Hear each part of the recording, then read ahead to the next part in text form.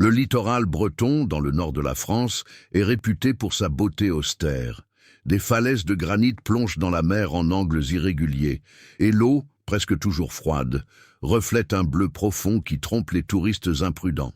Même en été, l'Atlantique ne pardonne aucune distraction. Courants traîtres, brusques changements de marée et récifs submergés font partie du quotidien des pêcheurs locaux et des statistiques silencieuses de disparitions jamais pleinement élucidées. C'est dans ce décor que Camille Moreau et Julien Lefebvre arrivèrent un matin de juillet. Fiancés depuis un peu plus d'1 an, jeunes, discrets et sans antécédents de conflits publics, ils étaient venus de Lyon pour passer 1 semaine avant leur mariage civil prévu en septembre. Ils ne recherchaient ni aventure extrême, ni isolement total, juste quelques jours de repos dans une petite ville côtière appelée Ploumanac, loin des grandes villes et des attentes familiales. Dès le premier jour, les habitants les remarquèrent. Camille marchait toujours pieds nus sur le sable, même quand le vent lui fouettait le visage. Julien portait un simple appareil photo et immortalisait des détails qui semblaient échapper à tous les autres. Des bouées abandonnées, des traces de rouille sur les rambardes, des algues accrochées aux rochers. Ils ne ressemblaient pas à de simples touristes. Ils observaient plus qu'ils ne parlaient. Le matin de la disparition, le temps était instable. Le ciel alternait entre éclaircies et nuages épais, et la mer était modérément agitée. Rien d'inquiétant pour quelqu'un qui ne connaissait pas les lieux.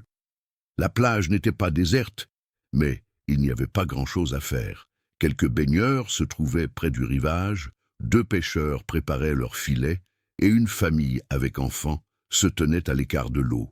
Camille et Julien sont allés à la mer peu avant midi. Ils n'emportèrent ni planche de surf, ni gilet de sauvetage, ni aucun autre équipement que leur propre corps.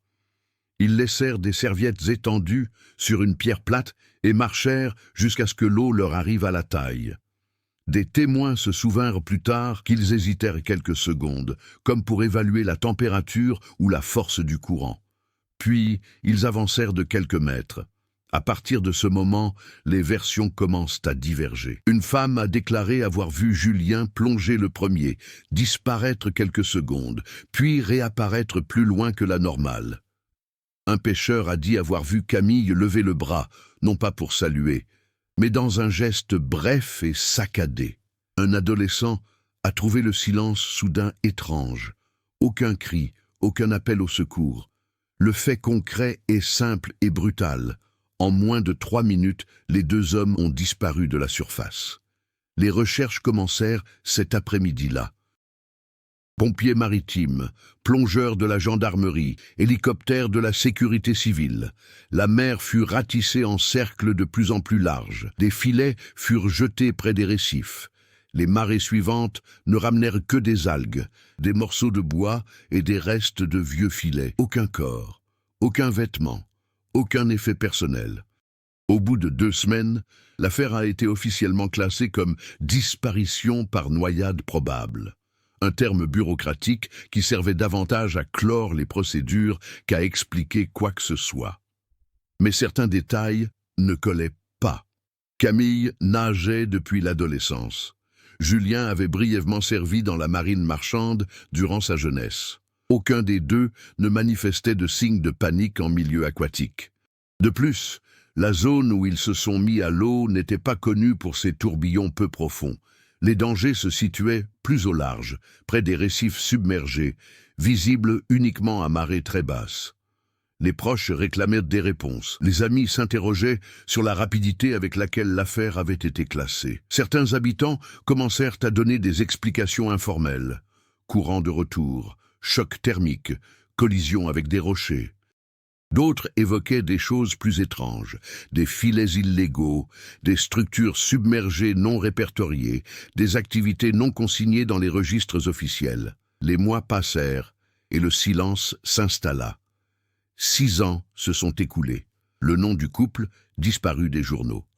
Les photos s'évaporèrent des vitrines des commerces. Seule la mer demeurait la même, se brisant contre le granit avec une patience indifférente. Jusqu'à ce qu'au début du printemps, un plongeur professionnel nommé Étienne Caron accepte une mission en apparence simple, cartographier les dégâts sur un récif précis à environ 300 mètres de la plage où Camille et Julien s'étaient baignés. Il ne s'agissait pas d'une opération de recherche, on ne s'attendait pas à une découverte humaine. L'objectif était technique, évaluer les structures naturelles après une série de violentes tempêtes hivernales. Lorsqu'Étienne descendit, la visibilité était mauvaise. D'épaisses algues recouvraient certaines parties du récif, et des restes de vieux filets étaient coincés dans les anfractuosités. Il commença son travail méthodiquement, prenant des photos et notant les points d'intérêt. C'est alors qu'il remarqua quelque chose qui détonnait dans les environs. Collé au récif, partiellement enfoui sous les coraux et les sédiments, se trouvait un objet qui n'avait rien à faire dans la mer. Quelque chose qui, même après 6 ans, ne devrait plus exister. Ploumanach n'était pas un lieu où les secrets étaient bien gardés. Le village vivait du tourisme saisonnier, de la pêche artisanale et d'un accord tacite entre ses habitants. La mer les nourrissait, mais exigeait le respect. Dès leur plus jeune âge, les enfants apprenaient à déchiffrer le vent, la couleur de l'eau et le comportement des marées. Ce savoir ne s'écrivait pas, il se transmettait par gestes, avertissements brefs et regards insistants vers l'horizon. La disparition de Camille et Julien a donc créé une brèche gênante dans le quotidien des habitants. Il y avait quelque chose d'étrange. Non seulement dans ce qui s'était passé, mais aussi dans la manière dont cela s'était produit. Les noyades laissent généralement des traces. Un corps emporté par la marée des jours plus tard, un objet personnel accroché au rocher, au moins un élément précis où tout a basculé. Dans le cas de ce couple, rien de tout cela. La mer, cette fois-ci, semblait les avoir engloutis tous deux sans effort, sans la moindre explication. Camille Moreau avait 28 ans. Kinésithérapeute à Lyon, elle entretenait une relation pragmatique avec le monde. Non superstitieuse, elle ne croyait pas aux présages et ne se laissait pas emporter par des élans romantiques excessifs. Ses amis la décrivaient comme une personne qui évaluait les risques avec calme, surtout lorsqu'ils concernaient le corps et le mouvement. L'eau lui était familière, elle nageait dans des piscines naturelles depuis l'enfance et ne s'aventurait jamais en mer sans en avoir préalablement évalué les conditions. Julien Lefebvre, 30 ans, était issu d'une famille liée au commerce maritime. Son bref passage dans la marine marchande ne l'avait pas rendu expert, mais lui avait permis de bien comprendre les règles de sécurité, les courants et les limites humaines face à l'océan. Son intérêt pour la photographie d'objets abandonnés n'était pas d'ordre artistique au sens classique du terme. Il s'intéressait aux traces, aux signes d'usage, aux choses laissées derrière. Il y avait chez lui une curiosité presque documentaire.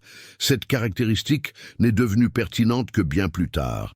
Parmi les villageois, certains se sont distingués dès les premières recherches. Alain Roux, pêcheur depuis plus de 40 ans, fut l'un des premiers à remarquer que quelque chose clochait. Il connaissait ce tronçon de littoral mieux que n'importe quelle carte officielle. Il savait où le fond marin plongeait abruptement, où s'accumulaient les vieux filets et où les formations rocheuses créaient d'étroits passages invisibles depuis la surface. Alain insistait sur le fait que les courants, à cette heure-là, n'étaient pas assez forts pour emporter 2 adultes en bonne santé simultanément sans laisser de traces. Ces propos furent toutefois considérés comme de simples impressions personnelles, utiles au départ, mais vite oubliées au fil des procédures administratives. Il y avait aussi Claire Duval, la propriétaire d'un petit café près de la plage. C'est elle qui avait servi au couple leur dernier petit déjeuner. Elle se souvenait que Camille avait demandé, presque par hasard, s'il y avait des zones interdites à la baignade. Claire avait répondu que non officiellement, mais avait mentionné les récifs plus éloignés. Julien, d'après elle, s'était alors tu, les yeux rivés sur une carte touristique punaisée au mur, où certaines formations sous-marines n'apparaissaient tout simplement pas. La gendarmerie a traité l'affaire selon un protocole strict. Le commandant en charge, Pierre Lemaire, était connu pour son refus de toute spéculation. Pour lui, la mer n'avait pas besoin de mystères supplémentaires. On sous-estimait les risques, les accidents arrivaient, et s'entêter sur des théories alternatives ne faisait que prolonger la souffrance des familles. Pourtant, en interne, le maire reconnaissait que cette disparition était inhabituelle. Le problème résidait dans l'absence totale d'éléments justifiant une enquête plus approfondie. Au fil des ans, le récif proche de la plage a été délaissé par les plongeurs de loisirs.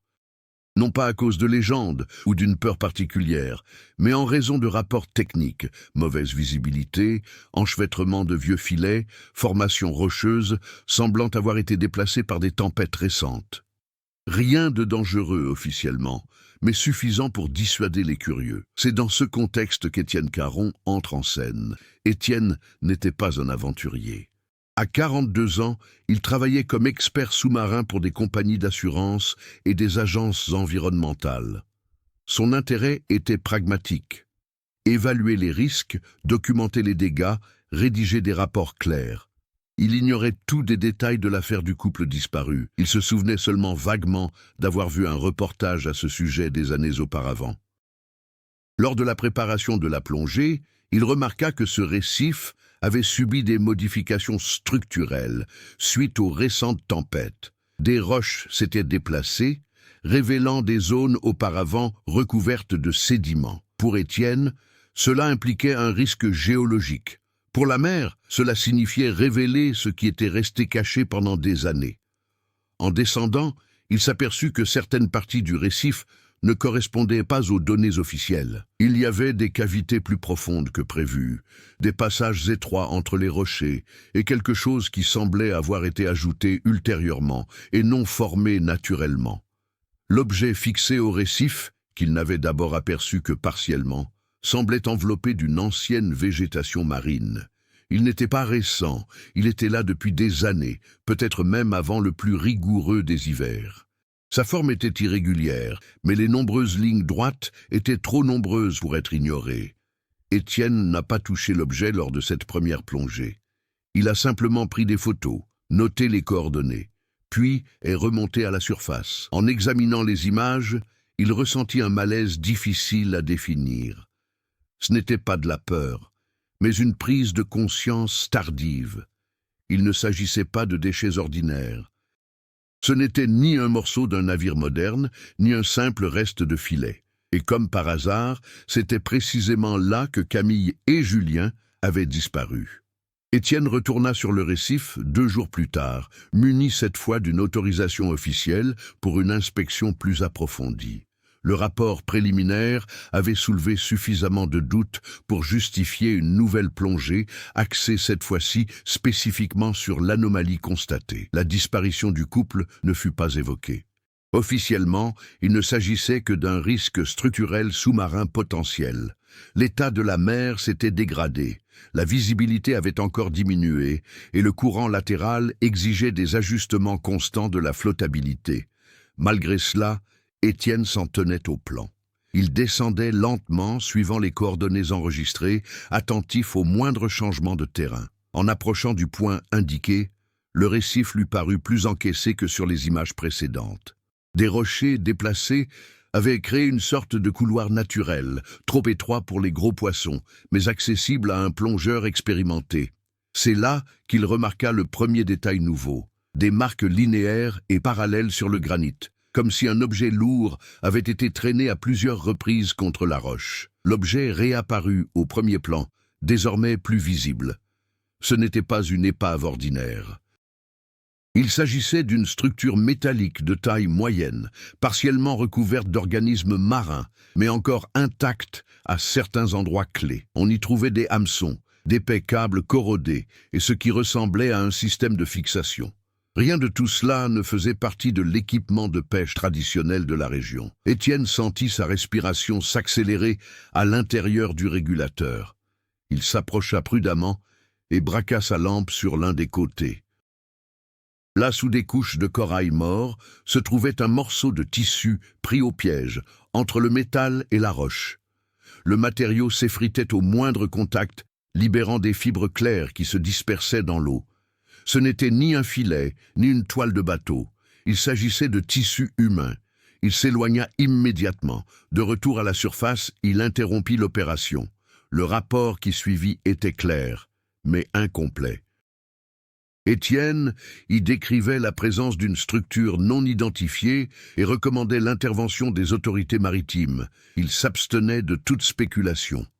Ces informations suffirent néanmoins à la gendarmerie pour rouvrir un ancien dossier. Le commandant Pierre Lemaire a reçu les images la même semaine. Il a reconnu l'endroit instantanément. Le nom de Camille Moreau réapparut dans les archives. Celui de Julien Lefebvre suivit peu après. 6 ans s'étaient écoulés, mais la coïncidence géographique était impossible à ignorer. Le maire autorisa une opération conjointe avec des plongeurs légistes et des experts en structures submergées. La nouvelle se répandit rapidement dans le village. Alain Roux fut parmi les premiers à se présenter sur le quai à l'arrivée des véhicules officiels. Il ne lança pas un « je vous l'avais bien dit ». Il se contenta d'observer les préparatifs en silence, le regard fixé sur la mer. Pour lui, cette révélation n'était pas un choc, mais la confirmation tardive d'une intuition qu'il avait toujours eue. Ce récif recelait bien plus que ce que les cartes laissaient paraître. L'enquête médico-légale a révélé de nouveaux éléments. La structure métallique était délibérément coincée entre 2 formations rocheuses, positionnées de manière à rester stable, même en cas de fort courant. Aucun signe d'impact récent n'a été constaté. Tout indiquait qu'elle avait été placée là intentionnellement et avec un savoir-faire technique. À l'intérieur, des fragments organiques adhéraient aux surfaces internes. Parmi ces fragments, un objet avait résisté à l'épreuve du temps, une alliance. Gravé à l'intérieur, encore lisible, Camille Julien, 14 septembre. L'incident, initialement considéré comme un accident maritime, a pris une autre tournure. L'hypothèse d'une simple noyade a été officiellement écartée. Mais cela a soulevé une question plus troublante. S'il ne s'agissait pas d'un accident, que s'est-il réellement passé pour le couple? La recherche a commencé à se heurter à des obstacles qui n'existaient pas auparavant. Les registres portuaires de cette période présentaient des lacunes. Un petit bateau de service, immatriculé pour l'entretien côtier, ne disposait pas de données de navigation complètes pour la semaine de sa disparition. L'opérateur responsable avait déménagé dans une autre région et est décédé 2 ans plus tard, sans jamais avoir été interrogé. Les témoignages anciens ont commencé à être réexaminés sous un jour nouveau. L'hésitation du couple avant d'entrer dans la mer, le silence soudain, l'absence de cris. Tout indiquait qu'un événement rapide et inattendu s'était produit, peut-être sous la surface. Quelque chose qui n'avait laissé aucune trace visible. Julien, avec son sens de l'observation aiguisé, aurait pu repérer quelque chose sur ce récif. Camille, confiante en ses capacités, n'a peut-être pas pris la menace au sérieux avant qu'il ne soit trop tard. La structure métallique, désormais identifiée comme faisant partie d'un système de confinement sous-marin improvisé, a suscité de sérieux soupçons. Il ne s'agissait pas d'un piège ordinaire, mais d'un dispositif capable d'immobiliser des corps ou des objets volumineux suffisamment longtemps pour les empêcher de remonter à la surface. Celui qui l'a mis là savait exactement ce qu'il faisait, et il considérait cette étendue de mer invisible à l'œil nu. Au fil des révélations, la pression monta. Le village, autrefois silencieux, devint tendu. La mer, immuable, portait désormais une révélation impossible à ignorer. La disparition n'était plus une simple tragédie personnelle. Elle était devenue un crime potentiellement dissimulé par le temps, l'eau et la facilité des institutions. Et le récif, immobile depuis des années, commençait enfin à rendre ce qui lui avait été confié de force. La réouverture de l'affaire a modifié la dynamique de Ploumanac'h de manière silencieuse mais profonde. Il n'y a pas eu de tollé général ni de couverture médiatique sensationnaliste immédiate, mais un changement notable dans les gestes du quotidien. Les conversations étaient interrompues par l'approche d'inconnus. La jetée, autrefois lieu d'une routine prévisible, est devenue un point d'observation constant. L'enquête progressait, mais elle se heurtait à une résistance indirecte.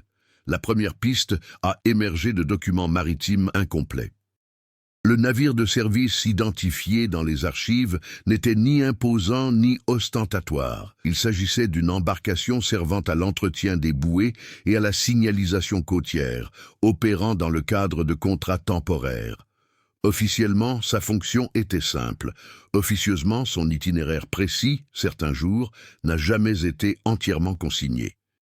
En examinant les plannings disponibles, les enquêteurs ont relevé un élément troublant. Le bateau était en activité le matin de la disparition, près du récif, sans justification technique apparente. Aucun entretien n'avait été effectué sur ce tronçon de côte.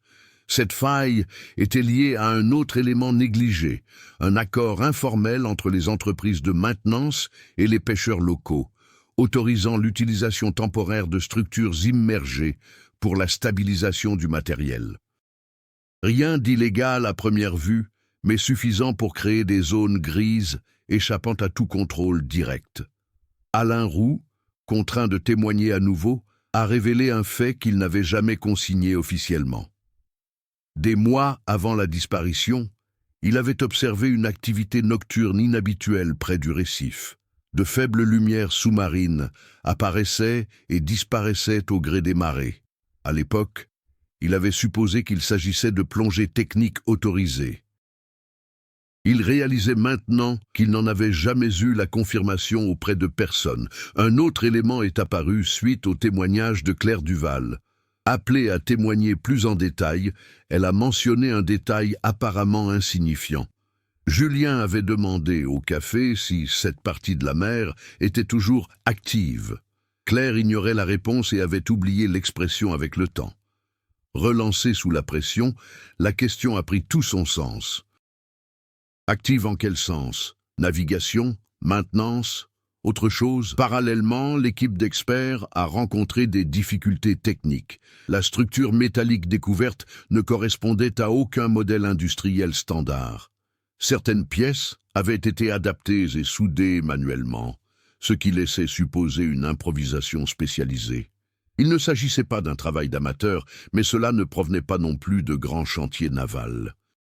Cette ambiguïté a suscité des soupçons quant à des activités parallèles sur le littoral, transport irrégulier de matériel, élimination illégale de déchets, voire opérations clandestines impliquant des PME. Rien de tout cela n'était nouveau sur les côtes françaises, mais ces pratiques restaient rarement au grand jour. La pression du temps a commencé à influencer les décisions. À l'approche de la haute saison touristique, les autorités locales ont exprimé leur inquiétude. La crainte était non seulement d'ordre réputationnel, mais aussi économique. Toute association entre la plage et un crime dissimulé risquait de dissuader les visiteurs. L'enquête n'a pas été interrompue, mais elle a commencé à subir des retards progressifs. Obtention des permis très longues, réaffectation des ressources et refus des demandes de prolongation. Cette résistance institutionnelle est devenue une nouvelle strate du conflit. Étienne Caron, qui était auparavant technicien externe, s'est retrouvé impliqué plus directement. Son nom figurait dans les rapports et on lui demandait d'expliquer des détails déjà consignés par écrit.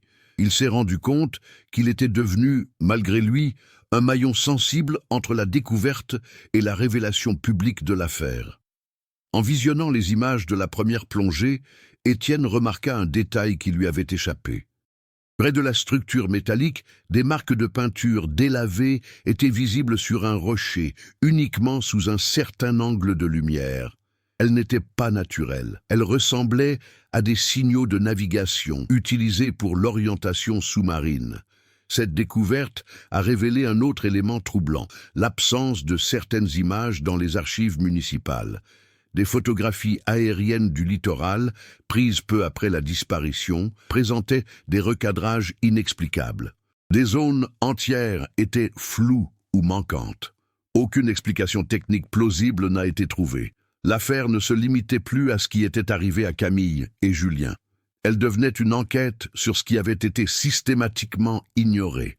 Les intrigues secondaires se sont peu à peu entremêlées, tissant un réseau d'omissions, de facilités et de décisions pragmatiques prises au fil des ans. Personne ne semblait avoir planifié une dissimulation totale. Au contraire, chaque partie prenante s'était contentée du strict minimum pour éviter de soulever des questions gênantes. La pression montait et le temps commençait à jouer contre tout le monde. La mer, immuable, demeurait un témoin silencieux. Mais désormais, chaque détail technique, chaque document manquant, chaque geste oublié contribuait à une vision d'ensemble. Le conflit principal s'étendait, absorbant des histoires secondaires désormais indissociables du destin du couple. Et plus l'enquête avançait, plus il devenait évident que la disparition n'était pas un événement isolé, mais le résultat d'un système qui avait fonctionné trop longtemps sans être surveillé de près. L'opération décisive fut autorisée discrètement, sans annonce publique. Le plan n'était simple que sur le papier, prélever partiellement la structure métallique du récif pour une analyse complète à terre. Le risque environnemental était maîtrisé, mais pas le risque institutionnel. Toute découverte concrète rendrait impossible de revenir à l'ambiguïté confortable dans laquelle l'affaire était restée pendant des années. La plongée a eu lieu à l'aube. Contrairement aux inspections précédentes, cette fois-ci, 2 plongeurs légistes, Étienne et un technicien maritime, étaient de présent. Le courant était stable, mais le fond marin semblait plus encaissé, comme si le récif résistait à toute intervention. La structure métallique s'est avérée plus imposante qu'on ne l'avait imaginé. Elle était ajustée avec précision, s'appuyant sur le relief naturel. Lors de l'opération de libération, l'un des câbles a cédé. La réaction fut immédiate. Des sédiments remontèrent à la surface, réduisant considérablement la visibilité. Pendant quelques secondes, il n'y eut plus que de l'eau trouble et le bruit étouffé de sa respiration. Étienne sentit un mouvement brusque devant lui et recula instinctivement. Alors que la poussière sous-marine commençait à se déposer, l'intérieur de la structure devint visible pour la première fois. À l'intérieur, il y avait bien plus que de simples fragments. Il y avait 2 corps, non intacts, non reconnaissables au premier abord, mais indéniablement humains, liés par des sangles corrodées, placés côte à côte, délibérément alignés. Ils n'avaient pas été introduits par hasard, ils avaient été déposés là. Le choc ne s'est pas manifesté par la panique, mais par une paralysie momentanée. Aucun des plongeurs n'a réagi immédiatement. La découverte exigeait rigueur, maîtrise et détachement. Malgré tout, il était impossible d'ignorer sa signification. Le couple ne s'était pas noyé. L'incident avait été maîtrisé. L'évacuation a été interrompue. La priorité est devenue la sécurisation des lieux. Les autorités ont été prévenues en temps réel et la zone a été bouclée avec une rapidité exceptionnelle. Il n'y avait plus de place pour les retards administratifs. En apparence, le commandant Lemaire reçut une confirmation visuelle. Les images transmises étaient trop nettes pour permettre toute contestation. L'affaire changea officiellement de nature. De disparition, elle devint un homicide aggravé, avec des preuves de dissimulation délibérée. La réaction institutionnelle a été immédiate, mais inégale. Tandis que la gendarmerie déclenchait les procédures pénales, les autorités locales se sont mises sur la défensive. Des réunions d'urgence ont été convoquées. L'objectif n'était plus seulement de découvrir ce qui s'était passé, mais aussi d'en limiter l'impact. La question centrale n'était plus comment, mais qui était au courant. L'autopsie préliminaire a constitué le tournant final. Les corps ne portaient aucune trace de lutte intense. Aucune fracture défensive ni signe évident d'agression directe n'ont été relevés. La cause du décès a été établie comme étant une asphyxie prolongée. Les rapports indiquent que Camille et Julien sont restés en vie suffisamment longtemps pour comprendre la situation dans laquelle ils se trouvaient. Ce n'était pas un accident soudain, c'était une mort lente. Cette découverte a complètement bouleversé la perception de l'affaire. La structure métallique a cessé d'être un simple dispositif de confinement. Elle est devenue un instrument d'exécution silencieuse, placé à un endroit où la mer ferait le reste. La révélation la plus troublante est venue ensuite. Parmi les objets récupérés, outre l'Alliance, un petit enregistreur sous-marin a été découvert fixé à l'intérieur de la structure. L'appareil était endommagé, mais pas détruit. Les techniciens ont pu en extraire des fragments audio. Ce n'étaient pas des voix distinctes, c'étaient des sons étouffés, des impacts contre du métal, une respiration irrégulière, des mouvements désespérés. De quoi confirmer qu'il y avait conscience, du temps et de la souffrance. Julien a probablement réalisé le piège trop tard. Camille a probablement essayé de les libérer. Rien n'indiquait la présence directe d'un agresseur à ce moment-là. Cela renforçait l'hypothèse de la préméditation. Le piège était conçu pour se déclencher de lui-même, exploitant la confiance de quiconque s'aventurait dans cette zone maritime. Le tournant n'a pas été uniquement la découverte des corps. Il était entendu que le crime ne nécessitait pas de confrontation. La plage, la mer et le récif ont été utilisés comme complices. À partir de ce moment, tous les protagonistes comprirent qu'il ne s'agissait pas d'une erreur ou d'une négligence isolée. C'était un système conçu pour tuer sans témoin, dissimulé à la vue de tous, et quelqu'un, à un moment donné, a autorisé son existence. La confirmation officielle des décès de Camille Moreau et Julien Lefebvre ne provoqua pas immédiatement de choc dans le village. Mais un silence pesant s'installa dans les ruelles étroites, comme une marée lente. Ce premier jour, ni sirène, ni annonce publique ne retentirent. L'information circulait par bribes, transmise par bribes de phrases, de regards tendus, et les portes se fermaient plus tôt que d'habitude. La plage fut fermée sans explication détaillée. De simples barrières, du ruban adhésif et des panneaux temporaires apparurent le lendemain matin. Les touristes posèrent des questions, reçurent des réponses vagues et s'éloignèrent. Les habitants comprirent, sans poser de questions. La mer portait désormais une nouvelle signification. La gendarmerie, le commandant Pierre Lemaire, a complètement réorganisé l'enquête. Les équipes qui se concentraient auparavant sur les dossiers ont commencé à travailler avec des tableaux de suivi des responsabilités. Chaque autorisation accordée les années précédentes était désormais considérée comme une preuve potentielle. L'affaire n'était plus technique, elle était devenue institutionnelle. Les premiers effets furent internes. Des employés municipaux furent convoqués pour s'expliquer, non pas en tant que suspects directs, mais comme rouages d'un système permissif. Certains coopérèrent promptement, d'autres firent preuve de trous de mémoire sélectifs. Rien d'illégal flagrant ne fut mis au jour. Il ne s'agissait que de décisions accumulées, d'omissions pratiques et de choix faits pour éviter les conflits administratifs. La réaction des familles fut contenue, mais dévastatrice. Les parents de Camille se sont rendus en Bretagne dès qu'ils ont été informés. Ils n'ont exigé ni conférence de presse, ni déclaration publique. Ils ont demandé à avoir accès aux informations, ont examiné les rapports, ont écouté les descriptions techniques avec une attention douloureuse. L'absence de mise en scène rendait la situation encore plus pesante. Ils voulaient comprendre, pas accuser, pas encore. La famille de Julien a réagi différemment. Son frère aîné, Marc, a immédiatement consulté un avocat. Pour lui, la découverte du piège n'a pas mis fin à la tragédie, elle n'en a été que le point de départ. Quelqu'un avait laissé faire, et quelqu'un devait en répondre. Étienne Caron commença à vivre sous observation indirecte, non pas comme suspect, mais comme catalyseur. Son nom apparut dans des rapports internes et les journalistes commencèrent à poser des questions. Il refusa les interviews. Il continua à travailler, mais évitait la côte. La conscience d'avoir été le premier à voir la structure complète le hantait silencieusement. Il ne se sentait pas coupable, mais responsable de ne pas avoir permis qu'elle soit à nouveau enfouie. L'équipe médico-légale a confirmé que le piège n'avait pas été utilisé qu'une seule fois.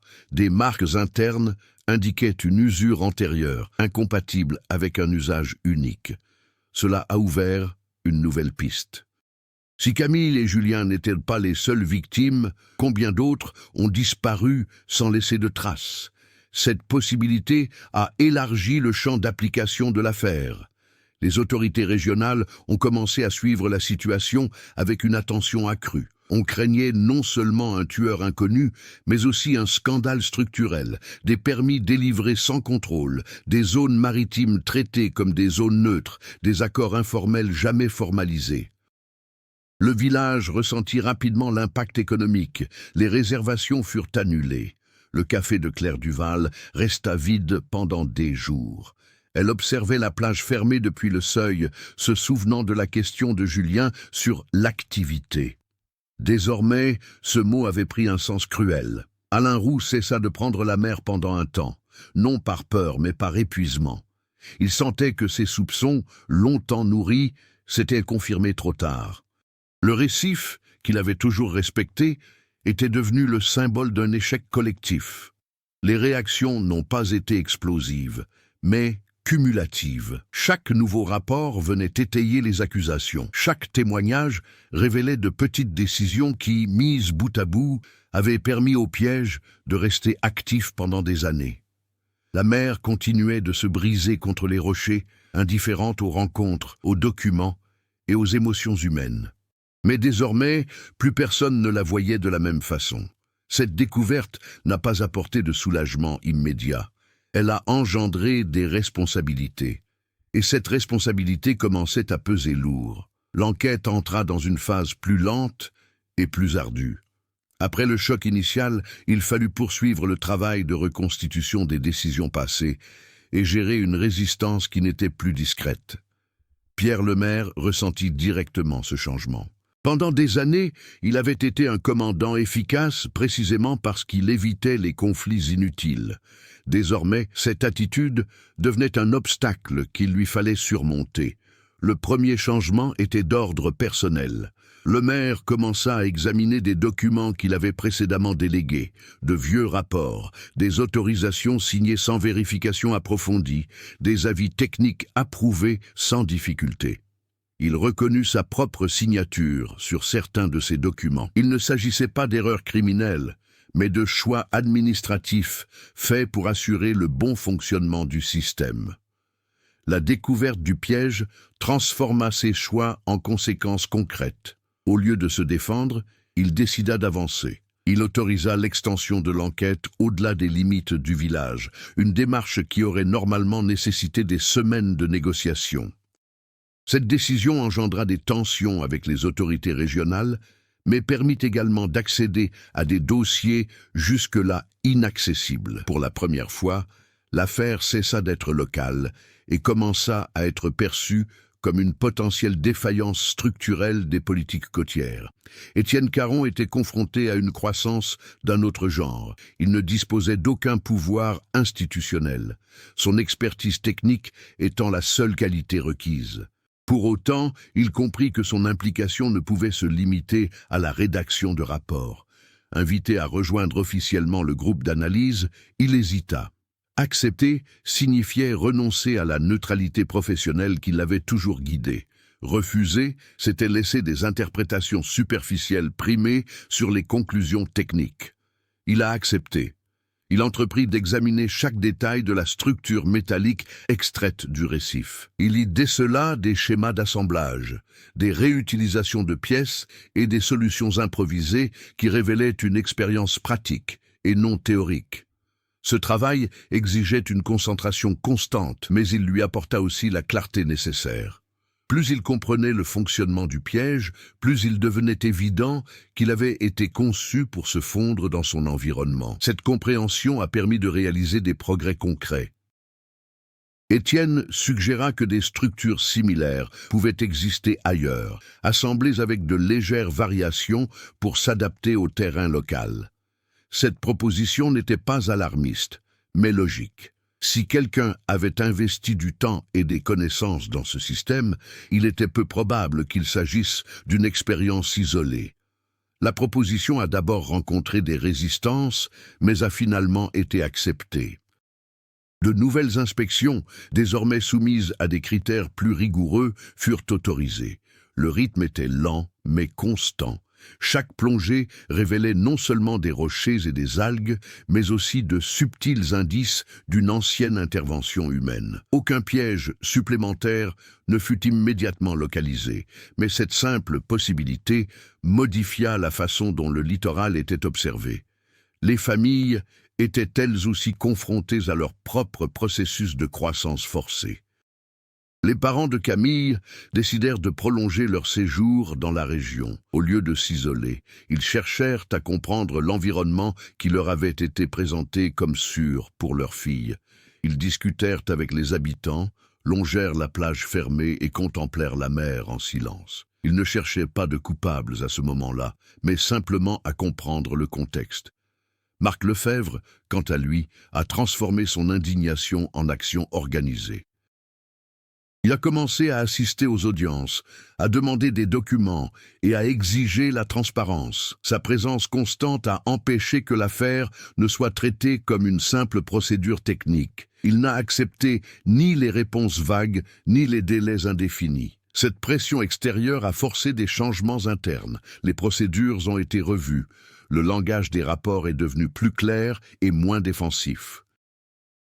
Pour la première fois, les erreurs administratives ont été perçues comme de véritables échecs et non plus comme de simples limites du système. La progression du protagoniste collectif, l'enquête, devenait visible. Il n'y eut ni rédemption immédiate, ni sentiment de victoire. Chaque avancée s'accompagnait de malaise, de vulnérabilité et de tension. Pourtant, la trajectoire était irréversible. On ne pouvait plus faire taire l'affaire. Le maire comprit que son rôle avait changé. Il ne s'agissait plus seulement de mener une enquête, mais aussi de veiller à ce qu'elle ne soit pas diluée. Cette prise de conscience marqua sa transformation finale. Il cessa d'agir comme médiateur et devint partie responsable. La mère était toujours là, immuable, mais le rapport des personnages à elle avait changé. Elle n'était plus seulement un décor ou une menace naturelle. Elle était devenue preuve, souvenir et conséquence. Et même sans relèvement, chacun savait que la retraite n'était plus une option. L'enquête avait atteint un point où il était devenu impossible de poursuivre sans perturber le bon déroulement des opérations. Tout ce qui pouvait être analysé techniquement avait déjà été répertorié. La structure métallique avait été démantelée, documentée et entreposée. Les enregistrements audio récupérés étaient conservés sous le secret judiciaire. Il restait désormais à affronter ce qui avait alimenté le silence pendant des années, les responsabilités humaines clairement établies. Pierre Lemaire convoqua une réunion qui s'écarta du protocole habituel. Dans une petite salle, sans journalistes ni représentants politiques, il réunit enquêteurs, experts et représentants régionaux. L'objectif n'était pas de délibérer, mais de s'aligner. Le message était clair. La prochaine étape exposerait des noms, des décisions et des omissions précis. Dès lors, il serait impossible d'en contrôler les conséquences. La tension ne se manifestait pas par des discussions ouvertes, mais par des regards fuyants et de longs silences. Chacun savait que l'enquête ne concernait plus seulement Camille et Julien. Elle était devenue le reflet gênant de la façon dont de petites concessions administratives pouvaient créer des zones d'ombre en matière de responsabilité. Pendant ce temps, Étienne menait à bien la dernière phase technique avant la rédaction du rapport final. Il réanalysait les points de fixation du piège et recoupait les données avec d'anciens permis d'entretien côtier. Un schéma se dessinait. Les dates coïncidaient avec des périodes précises de contrats temporaires, toujours signés avec la même société intermédiaire, officiellement désactivée des années auparavant. Ce lien ne constituait pas une preuve définitive, mais il était suffisamment concret pour justifier des citations à comparaître. Marc Lefebvre a été informé de cette évolution avant toute décision publique. Non par privilège, mais par nécessité stratégique. Sa réaction fut mesurée, mais ferme. Il a clairement indiqué qu'à partir de ce moment, il n'accepterait aucune solution administrative interne. Si des personnes étaient identifiées comme responsables, elles devraient répondre de leurs actes devant la justice. Cette position a exercé une pression encore plus forte sur le système. La réaction du village fut mitigée. Certains habitants exprimèrent leur soulagement d'avoir enfin des réponses. D'autres craignaient les conséquences irréversibles sur l'image du lieu. Le café de Claire Duval rouvrit ses portes, mais les conversations évitaient d'évoquer la mer. La plage restait fermée, et l'absence d'enfants était le signe le plus visible qu'un changement radical s'était opéré. Alain Roux retourna au port, non pour pêcher, mais pour observer. Il suivait discrètement les mouvements des véhicules officiels et des plongeurs. Pour lui, cette phase de l'enquête était plus grave que la découverte des corps. Désormais, le conflit n'était plus abstrait. Il était devenu personnel pour celui qui avait toujours vécu là. La préparation du point culminant a nécessité des décisions difficiles. Le maire a autorisé la convocation d'anciens employés liés à la société intermédiaire. Certains se sont présentés volontairement. D'autres devaient être localisés hors de la région. Les témoignages ont commencé à révéler un schéma inquiétant, l'utilisation informelle de structures immergées à des fins non déclarées, toujours justifiées par des optimisations d'opérations et des économies sur les coûts. Personne n'a reconnu d'intention criminelle, mais tous ont admis en savoir plus que ce qui avait été enregistré. Cette ambiguïté devint le cœur de la tension narrative. Il n'y avait pas de méchants classiques, visibles et isolés. Il y avait une série de décisions pragmatiques qui, ensemble, avaient permis à un piège mortel de se mettre en place sans être remis en question. Le rapport final commençait à prendre forme. Chaque chapitre rapprochait l'enquête d'un point de non-retour. Les recommandations, initialement purement techniques, prirent une dimension juridique. Le document décrivait non seulement les conclusions de l'enquête, mais aussi comment et pourquoi elles avaient été ignorées pendant des années. La pression du temps est devenue criante lorsqu'une date de divulgation publique a été fixée. Il n'y avait plus de place pour le retard. Le choix était d'avancer ou d'accepter la dissimulation comme une politique tacite. La veille de la passation de pouvoir officiel, le maire resta seul des heures dans son bureau. Il ne consulta aucun document. Il se contenta d'observer le reflet de la lumière sur la vitre, conscient qu'en allant de l'avant, il perdrait la maîtrise du récit. Mais il savait aussi que reculer reviendrait à accepter le poids des morts comme faisant partie intégrante du fonctionnement normal du système. En mer, les bouées sont restées immobiles. Les préparatifs étaient terminés. La prochaine action mettrait définitivement fin au silence, d'une manière ou d'une autre. Le rapport a été publié par un matin gris, sans cérémonie ni discours préparatoire. Le document a été mis simultanément à la disposition du pouvoir judiciaire, des autorités régionales et de la presse nationale. Son interprétation était impossible à contrôler. Le contenu parlait de lui-même. Les premières réactions furent immédiates. Les gros titres ne s'encombraient pas de termes techniques. Ils employaient des mots crus, négligence systématique, dissimulation indirecte, morts évitables. Le nom de Ploumanac commença à circuler, associé non plus au paysage, mais à l'erreur humaine. Le silence des années fut enfin rompu. Pierre Lemaire suivait l'évolution de la situation au bureau. Les appels affluaient, certains agressifs, d'autres prudents. Il ne répondait pas à tous. Il savait que dans ce moment, il n'était pas question de se défendre, mais plutôt de soutenir. L'enquête devait se poursuivre sans encombre, pendant que l'impact se propageait. Le tournant survint quelques heures plus tard. L'un des anciens employés convoqués, qui avait jusqu'alors nié toute connaissance pertinente des faits, demanda une nouvelle déposition. Ce n'était pas par un soudain remords, mais par calcul. Face à la révélation publique des faits, il comprit que son silence ne le protégeait plus. Son témoignage a changé le cours de l'affaire. Il a confirmé que la structure métallique n'avait pas été conçue pour tuer. À l'origine, il s'agissait d'un système improvisé destiné à contenir du matériel immergé lors d'opérations non déclarées. Le problème est apparu lorsqu'on a constaté que des personnes nageaient dans cette zone. Au lieu de la démanteler, il a été décidé de ne pas la faire figurer sur les cartes officielles, partant du principe que personne ne s'en approcherait. Cette décision a été l'élément déclencheur. Le piège est devenu mortel non pas par une intention initiale directe, mais par un choix délibéré d'ignorer le risque. Lorsque Camille et Julien se sont retrouvés piégés, personne n'est intervenu. L'employé a admis que le système était sous surveillance passive. Un mouvement anormal a été enregistré ce jour-là. Quelqu'un l'a vu. Personne n'a réagi. Cette révélation a redéfini les responsabilités. Il n'y avait pas un seul tueur tapi dans l'ombre. Il y avait des personnes qui, confrontées à une grave erreur, ont choisi de ne pas la corriger. La mort du couple est une conséquence directe de ce choix. Cette confirmation a provoqué une réaction immédiate de la part des familles.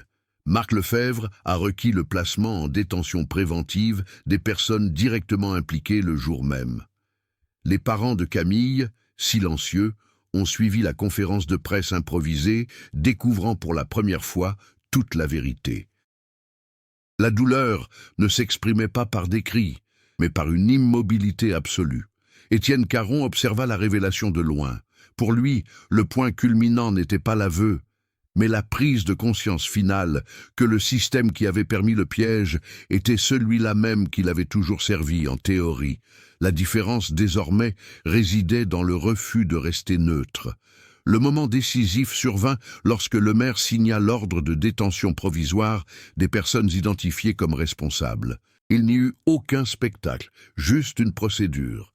Pourtant, ce geste symbolisait la transformation radicale de l'acteur institutionnel. Il ne recherchait plus l'équilibre politique, mais des conséquences.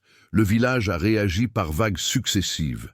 Certains habitants ont exprimé du soulagement, d'autres de l'indignation. Certains se sentaient trahis par les autorités, d'autres complices pour ne jamais les avoir remises en question. Le point culminant n'a pas été une confrontation physique, mais un effondrement moral collectif. La plage restait déserte. La mer, indifférente, poursuivait son cours. Mais désormais, chaque rocher, chaque récif revêtait une signification. L'endroit précis où Camille et Julien étaient entrés dans l'eau devint un point de vigilance spontanée. Des fleurs y surgissaient sans prévenir. La transformation du conflit s'est achevée là. Ce qui avait commencé comme une disparition inexpliquée s'est avéré être la preuve concrète que la plus grande menace n'était pas la mer, mais la décision humaine d'ignorer les risques connus. Ce revirement n'a absous personne. Il a simplement permis d'éclaircir la situation. Au fond, ce couple n'était plus seulement victime d'une tragédie maritime, il est devenu le symbole d'un système qui avait fonctionné trop longtemps sans être remis en question. Le point culminant n'a pas apporté de catharsis, j'ai apporté la vérité. Et cette vérité ne pouvait plus être renvoyée au fond de la mer. Des mois plus tard, Ploumanach ne faisait plus semblant d'être comme avant. Les procédures judiciaires se poursuivirent, les contrats furent annulés et la réglementation du littoral révisée. La plage rouvrit, clairement signalée, et sous surveillance permanente. Rien de tout cela ne ramena Camille et Julien, mais cela empêcha que leur mort ne soit considérée comme un accident inévitable. Les familles se séparèrent, unies seulement par la certitude que la vérité avait enfin éclaté. Pour le maire, sa carrière continua, mais sans la confortable neutralité. La mer demeurait la même, mais le rapport de l'homme à elle avait définitivement changé. Le silence évoquait désormais la responsabilité, le souvenir, une justice tardive, des choix irréversibles et des conséquences indélébiles. 6 ans après sa découverte, une plaque discrète fut installée près du récif, visible uniquement à marée basse. Elle ne mentionne ni crime ni coupable, seulement 2 noms et une date. Les plongeurs passent sans la toucher. Les habitants évitent d'en parler aux visiteurs. La mer poursuit son cours, recouvrant et révélant la plaque au fil du temps. Pour ceux qui connaissent l'histoire, ce lieu n'est pas un mémorial touristique, mais un avertissement silencieux.